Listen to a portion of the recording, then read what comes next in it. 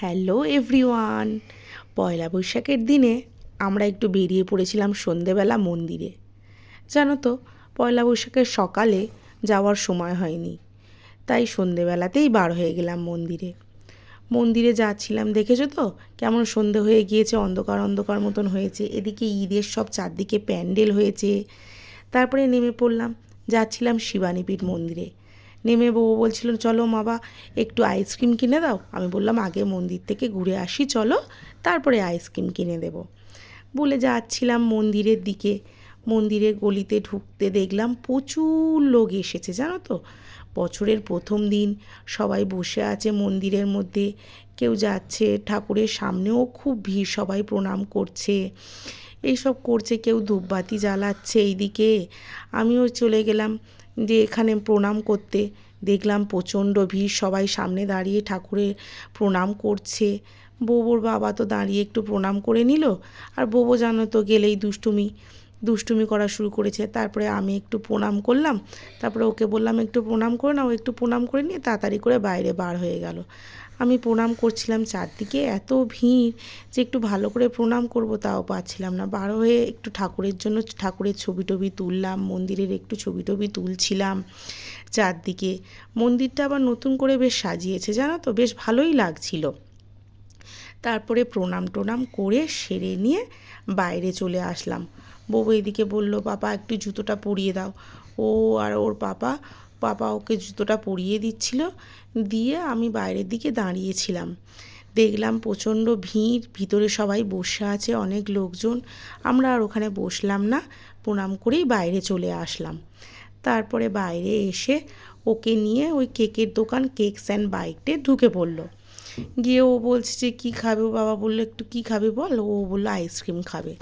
আমিও একটু দেখছিলাম, আমাকে বলল তুমি কিছু খাবে। আমি বললাম যে না, আমি কিছু খাবো না, তো সেদিন ছিল ষষ্ঠী আবার, জানো তো, সেই জন্য কিছু খেলাম না। ও খাচ্ছিল আইসক্রিম, দেখো কর্নেটো কিনেছে, খাচ্ছিল, খুব ভালোবাসে আইসক্রিম খেতেও, তাই ও খাচ্ছিল। এদিকে খেতে খেতে আবার মুখে সব লেগে যাচ্ছিলো বলে ওর পাপা আবার মুছিয়ে দিচ্ছিল, আবার খুলে দিচ্ছিল কাগজটা যাতে ও খেতে পারে বলে ও খাচ্ছিল এদিকে। আর আমি একটু দাঁড়িয়েছিলাম, এদিক ওদিক দেখছিলাম কেকে কী আছে। দেখো কেমন করে খাচ্ছে, মুখটা পুরো ভর্তি হয়ে গিয়েছে, খেয়ে টেয়ে নিচ্ছিল ও। আর আমি এইদিকে খাবো না কিছু। তারপরে ও খাওয়া দাওয়া কমপ্লিট করলো, দেখো কেমনভাবে খাচ্ছে, মুখ পুরো ভর্তি করে ফেলেছে। দেখো আমি আবার বলেছি বলে আমার ওপর কেমন করছে দেখো। তারপরে চলে আসলাম পাশে মোড়ে এসে দেখছি জিনিসপত্র কিছু গ্রসারি নেওয়া যায় কি না। বোবো আবার একটু মলে আসতে খুব ভালোবাসে, জানো তো। গিয়ে আমরা একটু গ্রসারি দেখছি। দেখো এখানে সেই স্লপিংটা ছিল না, ওই স্লপিংটায় শুধু উঠছে নামছে দৌড়াচ্ছে, এই সব করে বেড়াচ্ছে ও। মলেতে গেলেই ওর দৌড়ানো দৌড়ি এইগুলো শুরু যাবো, মা এটা নাও ওটা নাও সেটা নাও, সারাক্ষণ শুরু করবে। আমি একটু গ্রসারি জিনিসপত্র দেখছিলাম, তারপরে একটু প্লেট দেখছিলাম, সংসারের জিনিসপত্র, একটু এইসব হাতা খুন্তিগুলো সব দেখছিলাম। বেশ ভালোই, বেশ খুন্তি টুন্তিগুলো বেশ ভালো দেখতে, সুন্দর। তারপরে ওর বাবা একটু দেখছিল এটা ওটা সেটা। বউ তোই দেখো এইটা বলছে, ওমা চলো এটা নিয়ে যায়, কি ওডোমস। তারপরে আমি এদিকে এই সব টিস্যু পেপারগুলো দেখছিলাম, দেখে টেকে নিয়ে এদিকে চলে আসলাম মোড় থেকে টুকটাক কেনাকাটা করে। তারপরে মোড় থেকে চলে এসে আমরা চলে গেলাম রিলায়েন্স পয়েন্টে, স্মার্ট পয়েন্টে গিয়ে দেখছিলাম কী আছে। স্মার্ট পয়েন্টের বেশ জিনিসপত্রগুলো আমি ভালোবাসি, জানো তো। বউ দেখছিল কোল্ড ড্রিঙ্কস, আইসক্রিম কী আছে এইসব দেখছিল। আমি একটু এইদিকে সংসারের জিনিসপত্র দেখছিলাম।